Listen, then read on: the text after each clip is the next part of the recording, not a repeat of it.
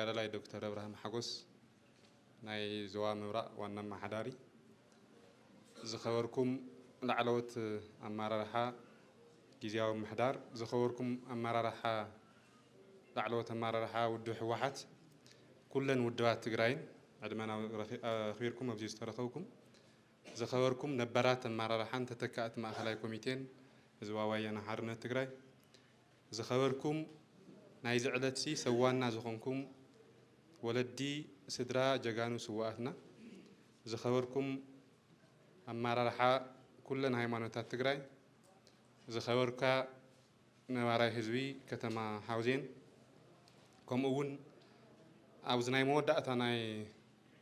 ውድድር ናይ ተምሃሮ ሕቶን መልስን ዝተረኸብኩም ዕውታት ተምሃሮ 11 ክፍሊ መላእ ትግራይ ኣቐዲመ እንኳዕ ናብዛ ጥንታዊት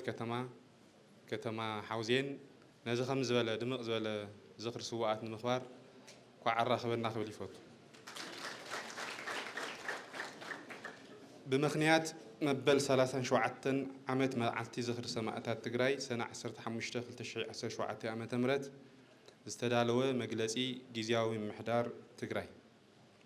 ታሪክ ትግራይ ታሪክ ቃልሲ መስዋዕትን ዓወትን እዩ ከም ህዝቢ ሃገር ካብ ባዕዳዊ ወረርትን ምክልኻልን ንዘመናት ዝጸንሐ ጭቆናን ወፃዓን ንምንጋፍ ዘካየድናዮ ተጋድሎን ዝኸፈልናዮን መስዋዕቲ ገዚፍ እዩ ነዚ በብመዋዕሉ ዘጋጠመና ወራር ንምምካት ህልውናና ንምውሓስን ኣብ ዘካየድናዮ መሪር ቃልሲ ዝተኸፈለ ክቡር መስዋዕቲ ንምዝካር ቤት ምኽሪ ክልላዊ መንግስቲ ትግራይ ሰነ 15 መዓልቲ ዝኽሪ ሰማዕታት ኮይኑ ክኽበር ብዝወሰነ መሰረት በብዓመቱ ብዝተፈላለየ ቴማን ኣገባባትን እናተዘከረ መፅኡ እዩ ስዋኣትና ኩሉ ግዜ ካብ ሕሊናና ዘይጠፍእ ታሪክ ሰሪሖም ዝሓለፉን ትግራይ መንነታን ክብራን ዓቂባ ክትቅፅል ዕድል ዝፈጠሩ ሓርበኛታትና እዮም ስዋኣትና ብፍሉይ ንዝክረሉ ምክንያት እንኮ ሂወቶም ወፍዮም ከም ዓዲ ክንቅፅል ንዝኸፈልዎ ክቡር መስዋዕቲ ኣፍሉጠን ክብርን ንምሃብ ጥራሕ ዘይኮነስ ድሕነታ ዘወሓሰት ትግራይ ኣብ ምህናፅን ዓዲ ዝሃንፅ ሓርበኛ ትውልዲ ኣብ ምፍጣርን ካብ ዘለዎ ገዚፍ ትርጉሙን እዩ እዚ ሎሚ ሕድሪ ስዋኣትና ንምውሓስ ላዕላውነትና ብዝብል ንመበል 37 ዓመት ንዝክሮ ዘለና መዓልቲ ሰማዕታት ኣብ ትሕቲ ፈታኒ ኩነታት ኮይንና ንገብሮ ዘለና ምዃኑ ከም ህዝቢ ንፈልጦ እዩ ብኣሽሓት ጀጋኑ መስዋዕትን ኣካል መጉዳእትን ከምኡ እውን ከም ህዝቢ ዘካየድናዮ ዓለም ዘስደመመ መኸተ ካብ ሙሉእ ፅንተት ክንድሕንን ምክንያታት ሕቶታትን መኸተና ብሰላማውን ፖለቲካውን መንገዲ ክምለሱ ዘኽእል ኩነታት ፈጢርና ኢና ይኹን እምበር ነቲ ኣብ መንግስቲ ፌደራል ዘሎ ትሑት ቁርብነትን ድልውነትን ኣብ ውሽጥና ዝተፈጠረ ፖለቲካዊ ውድቀትን ምስሓብን ተወሲኽዎ እቲ ብቃልስና ዝረኸብናዮ መደላድል ብኣግባቡ ክንጥቀመሉ ብዘይምኽኣልና ሕዚ እውን ግዝኣታዊ ሓድነትና ክነረጋግፅ ሓራ ዘይወፀ ህዝብና ሓራ ክወፅእ ተመዛበልትና ድሕነቶም ተሓልዩ ናብ መረበቶም ክንመልስን ካብ መከራን ሞትን ክነናግፎም ናይ ሕወየትን ዳግመ ህንፀትን መደባትና ክጀማምሩ ናብ ስሩዕ መንግስቲ ቀልጢፍና ክንሰጋገር ምግባር ኣይተኸኣለን ዘለናዮ ኩነታት ህዝብና ካብ ናይ ፀጥታን ስጋኣትን ድሕንነት ወፂኡ ካብ ናይ ፀጥታን ድሕነትን ስጋኣት ወፂኡ ሚስጥር ጽንዓቱን ዓወቱን ዝኾነ ሓድነቱ ተስጢሙ ኣብ ወሰንቲ ብሄራዊ ኣጀንዳታት ዓሲሉ ረውሕኡ ዘረጋግፀሉ ፖለቲካውን ሰላማውን ቃልሲ ክገብር ዘኽእል ኣይኮነን ብምዃኑ ድማ እዚ ኩነታት ብሰፊሕ ናይ ህዝቢ ተሳትፎን ምትእምማንን ብቁልጡፍ ቀይርና ኣብ መኸተ ዝነበረና ጽንዓትን ሓድነትን ናብ በቱእ መሊስና ተደመፅትን ፀለውትን ዓቕምታት ኮይንና ክንወፅእ ክንሰርሕ ይግባእ ጊዜያዊ ምሕዳር ትግራይ እውን ነዚ ጉዳይ ብዕቱ ሒዙ ክመርሖን ክፍፅሞን ካብ ዝሓዞም ወሰንቲ ጉዳያት ሓደ እዚ እዩ ሕዚ እውን ከም ቀደም ሕርያ ህዝቢ ትግራይ ሰላምን እዩ ስለዝኾነ ስምምዕነት ሰላም ፕሪቶርያ ብዘይ ምሽራፍ ክትግበር ሰላማዊ ዲፕሎማስያውን ሕጋውን ፀቕጢ ክንገብር ይግባእ ካብዚ ወፃእ ዘሎ መማረፂ ተገዲድና ንኣትዎ እምበር ደሊናዮ ንኣትዎ ከም ዘይኮነ ዓለም ሙሉእ ዝግንዘቦ ሓቂ እዩ ሕዚ እውን እንተኾነ ህዝብና ዋጋ ሰላም ዝርዳእን ንሰላም መስዋዕትን እናኸፈለ ዝመፀን ዘሎን ከም ምዃኑ መጠን ውዕሊ ፕሪቶርያ ኣብ ምፍፃምን ብዘለዉ ፀገማት ተስፋ ከይቆረፀ ፖለቲካውን ሰላማውን ቃልሲ ኣጠናኺሩ ክቕፅል በዚ ኣጋጣሚ እዚ ክንፅውዕ ንፈቱ መንግስቲ ፌደራል እውን ውዕሊ ሰላም ፕሪቶርያ ከተግብር ዝኣተወ ውዕሊ ከኽብርን ንዘላቐ ሰላም ዘለዎ እምነት ብግብሪ ከረጋግፅን ጻውዒትና ነቕርብ ጊዜያዊ ምሕዳር ትግራይ ዝጸንሐ መሰልን ረብሓን ሃርበኛታት ስድራ ስውእ ሃርበኛታትን ስድራ ሃርበኛታትን ትካላዊ ብዝኾነ ኣገባብ ንምኽባርን ፖለቲካዊ ተሳትፎኦም ንምዕባይን ዓሊሙ ምንቅስቓስ ከም ዝጀመረ ዝፍለጥ እዩ ምእንተዚ ድማ ብብሔራዊ ክልላዊ መንግስቲ ትግራይ ተወሲኑ ክጣየሽ ዝተሓሰበ ኮሚሽን ሃርበኛታት ትግራይ ኩሎ መዳያዊ ሓገዝ ብምግባር ሃርበኛታት ዕጥቂ ቃልሲ ዝነበሩ ጉድለታት ብመሰረቱ ንምቕያር ዝኽእል ገፋሕቲ ዕማማት ሒዙ ተግባራዊ ምንቅስቓስ ኣብ ምግባር ይርከብ ይኹን እምበር ምስ ዘሎ ገፊሕን ዓሚቑን ማሕበረ ኢኮኖሚያዊ ፀገም ሃርበኛታትናን ስድሮኦምን ክረኽብዎ ዝግባእ ግዝያውን ዘላቕን ደገፍ ንቕድሚት ክረኽቡ ንምግባር ከም ህዝቢ ገዚፍ ገዛዕዮ ኣለና ሞራላዊ ክብሪ ስድራ ስዋኣትና ክኽበር መሰሎምን ማሕበረ ኢኮኖሚያዊ ተጠቃምነቱን ክሕሎ ፖለቲካዊ ተሳትፎኦምን ውክልንኦምን ክረጋገጽ ናይ ምግባር ግቡእ ሃይማኖት ከባቢ ፖለቲካዊ እምነት ብዘየገድስ ናይ ኩሉ ትግራዋይ ብሔራዊ ግቡእ እዩ ስለዝኾነ ህዝብና ነዚ ናይ ሎሚ መዓልቲ ዝኽሪ ሰማዕታት እንትዝክር ፀገማት ስድራ ስዋኣት ብፍላይ ፀገማት ሃርበኛታት ድማ ብሓፈሻ ንምቅላል ብኩሉ ዓቕምን ሓላፍነትን ክዋፃእ ብዘኽእሎ መንገዲ ክኸውን ይግባእ ካብዚ ብተወሳኺ ኣብ ተዘካየድናዮ መኸተ ክቡር መስዋዕቲ ናይ ዝኸፈሉ ኣብ ፅጉም ቦታታት ዝርከቡ ናይ ስዋኣትና ኣስከሬን ብዝለዓለ ክብርን ስነ ስርዓትን ክለዓል ብምግባር በብኸባቢኡ ናብ ዝተዳለወ መካነ መቃብራት ክዓርፍ ክግበር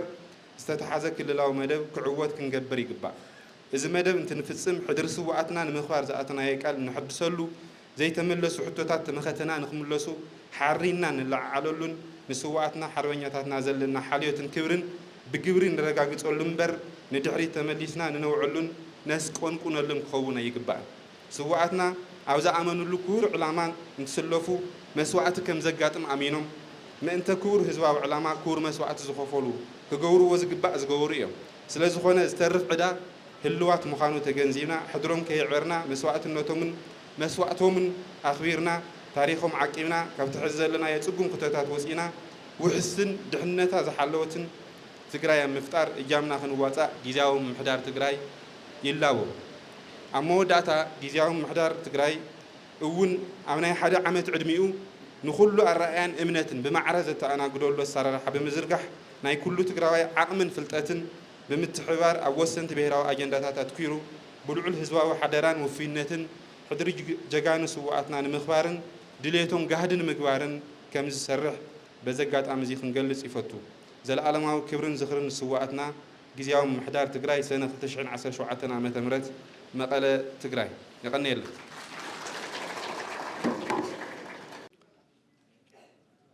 ዝኸበርካ ክቡር ተጋዳላይ ናስር መምህር ኮሚሽነር ሃርበኛታት ትግራይ ዝተኸበርካ ክቡር ዶክተር ኣብርሃም ሓጎስ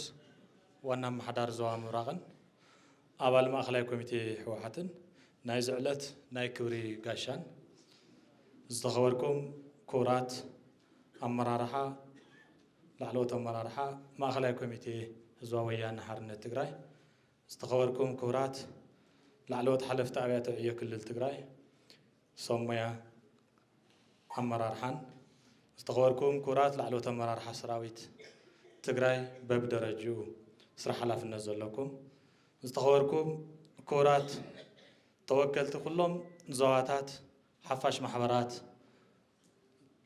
ፖለቲካዊ ውድባት ትግራይን ዝተኸበርኩም ክቡራት ኣቦታት መራሕቲ ሃይማኖት ዝተኸበርኩም ክቡራት ነባራት ኣመራርሓን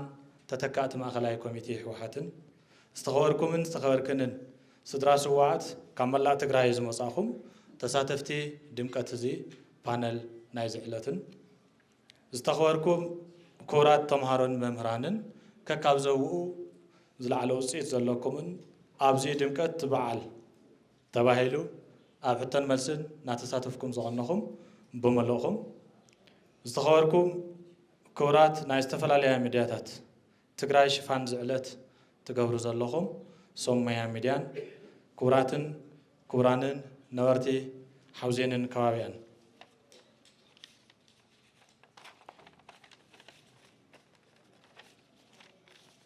ኣቀዲመ ኣብ መላእ ትግራይን ካብ ትግራይ ወፃእን ትርከቡ ተጋሩን ደገፍቲ ቃልሲ ህዝቢ ትግራይን ብፍላይ ድማ ኣብታ ዝኸፍአት ልዕሊ 5 ዓመት ኣብ ዘገልገለ ዝተቐደደት ኬንዳ ምስ ፀሓይን ቁርን ጥሜትን መከራ እናተዋጋእኹም መሪር ናብራ ትሕልፉ ዘለኹም ተፈናቐልቲ ህዝብና بسنكت جنسايداو خينات هيوتكم نمدحان اقرخم نابز مرحكم نتات فتوا موقتي تግራይ ገዲፍኩም ተሰደድኩም ነገር ግን አፍታም በረኻታ ሱዳን ውን ዝኸፈ ፈታን ናብራ ተሕልፉ ዘለኹም ተጋሩን እንኳን ንመበል 37 ዝኽሪ ሰማዕታት በዓል 15 ሰነ ኣብዝሐኩም ኣብዝሕና ኣብዛ ዓመት መበል 37 ዓመት ሕድሪ ስዋዕትና ንመሓስ ለኣላውነትና ብዝብል መሪሕ ቃል እንትነኽብር ብሰንኪ ኣብ ልዕሊ ህዝቢ ትግራይ ዝተኣወጀ ልፍንታዊ ጀኖሳይዳዊ ኺናት ዝበዝሕ ግዛእታዊ መሬት ትግራይ حزبون بتحت وررتن تخون درجة فرق حزب تجري أبز خفاء شجرن مكران وديقو أبز تقدر كيندا خوينو أبز قاين مكران زركم تخون أبز تدان زركو حواتنا ون معلت تستقدرت كيندا أمون كاتصلح ون تنسمع كلاتنا تجارنا نحدنا كندينا وشتنا دمي نبي خون جزاو محدار تجرين وانا تدار جزاء بارتي ودنا هزوا ويانا حرنا تجرين